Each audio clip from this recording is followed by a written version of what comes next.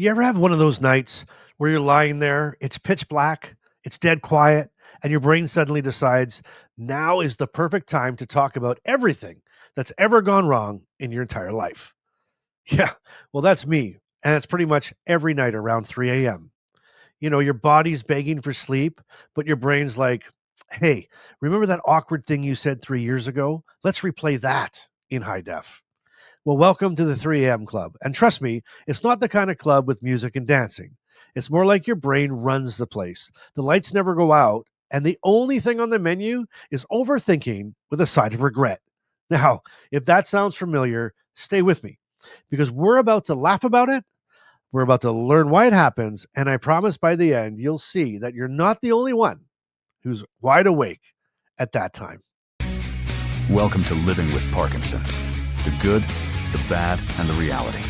Real talk, real life, real community with Bryce Perry. Let's begin. Hey, it's Bryce. Thanks for being here. This is Living with Parkinson's, the good, the bad, and the reality. It's where we talk about everything from symptoms to silver linings with plenty of humor in between. And if you like real talk and honest stories and a few laughs about life with Parkinson's, then hit that subscribe button right now. That way you'll never miss another episode. Okay, today's topic, the 3 a.m. Club. That special time when Parkinson's stress and imagination team up to make sure that you'll never ever need an alarm clock again. And you know the feeling when your brain's digging through old thoughts at 3 a.m. like a raccoon in a garbage can. Yeah, that's pretty much me most nights. And just a little less fur and a lot more frustration. So let's talk about why it happens and what might actually be going on in our brains and what helps me keep my sanity when it does. Okay, now picture this. I'm finally asleep. I'm maybe dreaming about fishing or bacon or maybe Carmen. Then my eyes are wide open. 3 o'clock in the morning. No sound, no reason, just ping. My brain's awake. And right on cue, the announcer in my head goes, "Good evening, ladies and gentlemen, and welcome to another episode of Overthinking Live. Tonight's guest, did you take your meds right?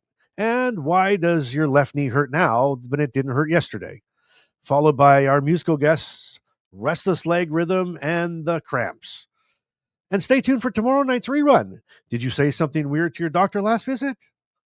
I swear my brain has better programming than Netflix and, you know, no commercials. I guess Netflix doesn't have commercials either. Anyway, now we can laugh about it, but here's where things get interesting. It turns out there's a real reason that this keeps happening. And, once I understood it, it made those nights a lot less scary. Now, here's what I want you to think of it. Think of your brain like a nightclub. During the day, it's bright, loud, people everywhere.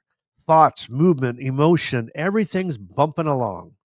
At night, dopamine is supposed to step in like the DJ who slowly fades the light, slows the beat, and shuts down the place just so you can drift off. But with Parkinson's, that DJ is unreliable. Some nights he leaves early and he keeps the beat pounding, right? It just pounds and pounds. And other nights he shows up late, hits the wrong button, and he loops the same song until sunrise. And, and when the rhythm gets messed up, the whole club, meaning your brain, stays lit up. And in late medication, add in some late medication, a little stress or caffeine, and suddenly it's 3 a.m. and you're the only one in the club left dancing. Knowing that sort of changed everything for me because you can't argue with chemistry, but you can learn to work with it. For me, the first step was to stop fighting it. I used to get angry. I'd roll around, I'd check the clock, I'd count the hours of sleep that I was losing. Now when I wake up, I just accept it. I stretch, I take a sip of water, and I tell myself, all right, 3 a.m., you win tonight. That tiny bit of acceptance takes the pressure off of it. And weirdly enough, half the time I fall back asleep before I even realize it. You know, a lot of us, and you probably have done this before, you start worrying. You're like, oh my gosh, if I don't sleep tonight, I'm going to be so tired tomorrow, right? And that just starts that cycle again. Oh, how am I going to do this? And how am I going to do that? And how is this, without any sleep? Once you get in that vicious cycle, you're never going anywhere. Trust me. You know, and those are the nights that I call like my brain just won't stop talking to me back. And on those nights, I accept it. I'll reach over, I'll grab my phone, maybe not to scroll, but to talk into it. I hit record and I just spill whatever's bouncing around in my head. Call the pharmacy, film tomorrow's episode. Why is cold pizza better than hot pizza? Like just random, but that's what's in my head at 3 a.m. Sometimes it's deep, sometimes it's ridiculous, but it gets the thoughts out so my brain stops juggling them. By morning, most of us, most of it makes no sense, but it works. This actually makes for some really crazy morning coffee discussions with your partner or with yourself to say, this is what I was thinking about last night, right? It's like cleaning the browser, clearing the browser tabs in your head. Just get it out, write it down. If you're not a talking the phone person, write it down. But just you say them out loud, write them down, speak them out loud. It'll make them go away. And hey, I'd love to hear what works for you. If you got any tips, any tricks, or any nighttime hacks that helps calm your brain, then drop them in the comments because I'm always looking for new ideas. And everybody, trust me, people read the comments, and you never know who you might help. Okay, this brings us up to Carmen's Care Partner Corner. Now, I asked her what those nights are like from her side of the bed, and she gave me something really good to share with all the care partners out there. Here's what she had to say. When Bryce wakes up, I can tell immediately. The covers shift, then that long sigh. You know the one. What? At first I'd lie there hoping he'd settle, but eventually I realized I can't control his Parkinson's, but I can control my response. So, my care partner tip is this: build a little empathy routine. When your partner wakes, check in softly. Are you okay? Sometimes I hand him his phone so he can record what's on his mind. And sometimes I just breathe slow so he matches my breath. We laugh because if we don't, we'll both cry from the exhaustion. And what I wish someone had told me early on is that the 3 a.m. club isn't just for people with Parkinson's, it's for us too. We're awake, we're thinking, and sometimes we just need to know that someone else gets it. Huh, she's right. And for the record, she's officially the VP of night operations around this house. Yeah. And if you're watching this and you're part of the 3 a.m. club too, let me know in the comments. Just write hashtag 3 a.m. club. So we know that you're part of the night crew and you've been there and done it. You'd be amazed at how many of us are awake at the same time doing the exact same thing. And isn't that exciting? Isn't that interesting? We sometimes lie there thinking, why me? Why am I lying here? The world's asleep and I'm staring at my ceiling fan. Could you imagine when you start thinking about it? Oh, millions of people with Parkinson's around the world are all up staring at the ceiling fan. Crazy. And you know what? For Carmen and I, humor helps us more than melatonin ever could. Because when you can laugh about it, it loses its power. And when it loses its power, you get a little bit of peace back. And here's one more thing that helps me: deliberate breathing, right? Talked about it a couple episodes ago. Inhale for 4, exhale for 6. Picture each breath dimming one more light in the mental nightclub until it finally closes. And instead of saying I can't sleep, I do this. Tell yourself I'm resting.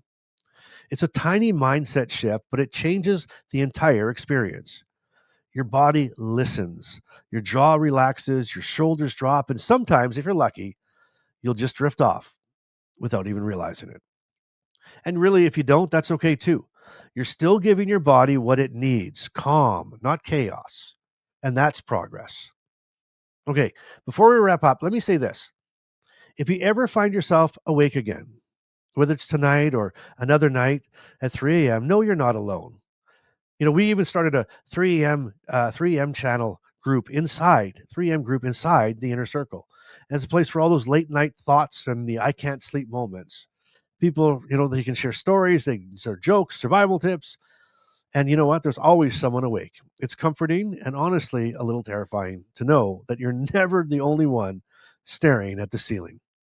The link's in the description below if you want to join us. Pajamas are welcome. Free trial is on. No harm, no foul. Come on in. Check it out. All right. Time for the Bryceism of the episode. And if you're ready, I think it's a good one. So get ready. Here it is. Parkinson's and sleep have trust issues. Some nights I make it work for a while. And then, right when I start to believe in us again, sleep ghosts me. Now, if that sounds familiar, you're in good company. So the next time you're lying there at 3 a.m., remember this: you're not alone, and it's okay to laugh about it. Because even when Parkinson's won't let you rest, you can still rest in the fact that we're all in this together. Now, if this episode gave you a laugh or helped you in any way, or helped you breathe, maybe, hit subscribe. Trust me, you don't want to miss what's coming up. And if you want to hang out with the rest of us night owls, come join the 3M Club inside the Inner Circle. The link is in the description below. Free trials on. And until next time, keep showing up. You keep laughing. And above all else, you keep doing life today. We'll see you next time. Parkinson's may be part of your life, but it doesn't get to define it. Thanks for listening to Living with Parkinson's: the good, the bad, and the reality. If this episode moved you, helped you, or reminded you you're not alone, share it with someone who needs to hear it. Want to go deeper? The Inner Circle is waiting. Monthly Zoom calls, 24/7 community, and a direct line to Bryce. You'll find the link in the show notes. Until next time, keep showing up and keep doing life today.